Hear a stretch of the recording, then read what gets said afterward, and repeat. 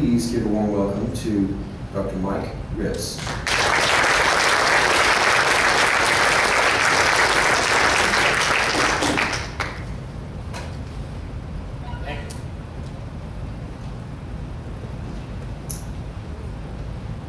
It's an honor to be here this morning, especially in the presence of such great patriots on Saturday morning. I'm going to talk to you briefly a little bit about what I felt like was a very important issue. I've studied the open carry bill and license in Oklahoma for many years, and I feel like that the open carry law is a form of gun control.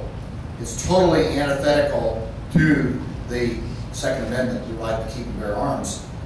Now, there is a clause in the Oklahoma Constitution. I don't like the clause, but it says, and I'll summarize it, whoever's in power, we can regulate guns. Well, I'd much rather deal with the Oklahoma local control than a federal bureaucracy and elitist type of mentality that we've been aware of that is ignoring the Constitution for many, many years. Unfortunately, Oklahoma has been under occupation by one party, and I'm not picking on one party, but we've been under occupation by one party for 100 years. The first time in the history of our state, we took over both houses in the House legislators in the state Senate. We have a slim margin. We need obviously more patriots in the state Senate like Senator Brogdon. We're going to get there. As you know, all 77 counties went red for Sarah Palin and the other guy that ran with her.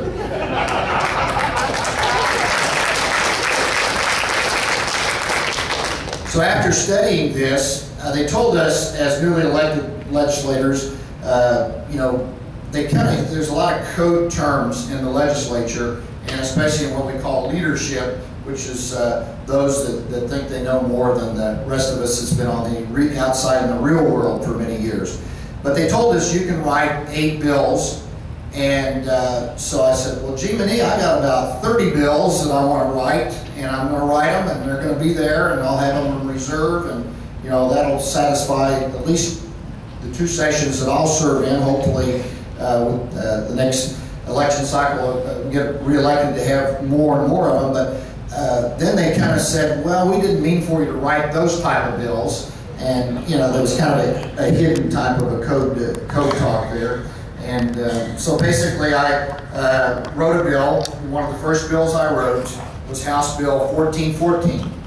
And I was told after it was put into the committee by the committee chair that I sit on, Public Safety, a representative here in Tulsa. She said, come talk to me if you have any bills that you want to present towards in front of our committee. So I went and talked to her. First time she told me, well, I don't like your bill. And I said, well, are you against the Second Amendment? Oh, no, I'm a big proponent of the Second Amendment. I own a lot of guns, and I'm an avid hunter. I knew we were in trouble right there. And so the second thing, she said, well, come back and talk to me tomorrow. So I went back the next time. I took a witness with me this time. And if any of you know, representing Mike Reynolds, his brother's also a state senator, Jim Reynolds. These guys are street fighters. I mean, they were all-state wrestlers and wrestled at the Air Force Academy and OU. And these guys are really great constitutionalists. So I took Representative Reynolds with me, and basically, as a witness, I guess, maybe as a referee, but we went back in her office the next day, and I said, now, what about my bill that you said you'd think about? And she said, well, I think it'd impact the concealed carry income by the OSBI. So I knew we were really in trouble then, and I just kind of trying to hold my lip. And so she said, well, come back and talk to me tomorrow. And so I go back the next day, and she said, I said, well, you told me yesterday it's going to hurt the impact of the income of the Second or the OSBI's concealed license. Well, I didn't say that. And Reynolds was next to me, Representative Reynolds, so we both just kind of, okay.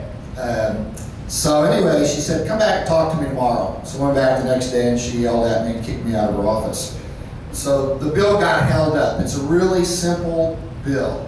Basically, if you study the concealed carry, I patterned it. We have 44 states that have open carry in the United States. There's 6 states that don't have it. Oklahoma's one of them. I mean, we believe in God, we believe in guns, we believe in family, we believe in freedom and liberty. And so I thought, well, surely in Oklahoma we should have this bill. So I patterned it after the best bill that I looked at was the Arizona bill, which has both open and concealed carry. And I like the Arizona bill, and I told our legal staff, just change the name, and I wanted to say Oklahoma on there, and this is a great bill, and so that's what we introduced. And the statute. If you ask law enforcement, my father-in-law is a highway patrolman, our son is in law enforcement, I've worked as a state medical examiner in Oklahoma as a police physician, and you ask law enforcement, you're going to get a discretionary opinion of what the concealed carry, and it says in there's a little narrow definition of open carry and the concealed carry. That is, if you can carry a gun or rifle, a handgun or a rifle unloaded in your car or on your person, and you're hunting, and you're going to a gun show or a gunsmith, or maybe just taking it out to show someone to sell it to, then you're within the reins of the law. But I've asked 5 different law enforcement agencies, and all of them say, we see an open carry gun, you're going to jail, arrest you. It's in the law already. They don't even know it. It's a discretionary law. So I said, let's clean it up. Let's make it very simple. You can carry it on your hip, on your person, just like they do in Arizona, and no questions asked. I mean, if you're a convicted felon, I can probably back up a little bit, and it's definitely in our bill.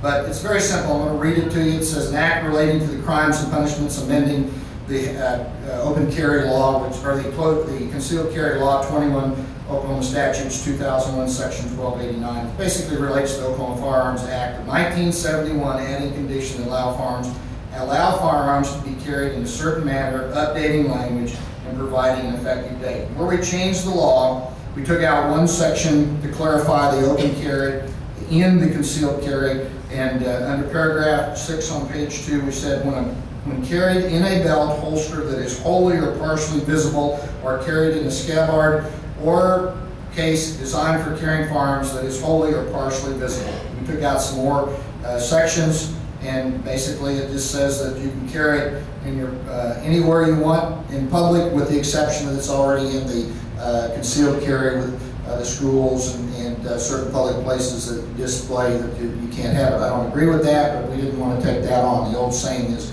how do you eat an elephant one bite at a time? So we were just going to do one bite at a time.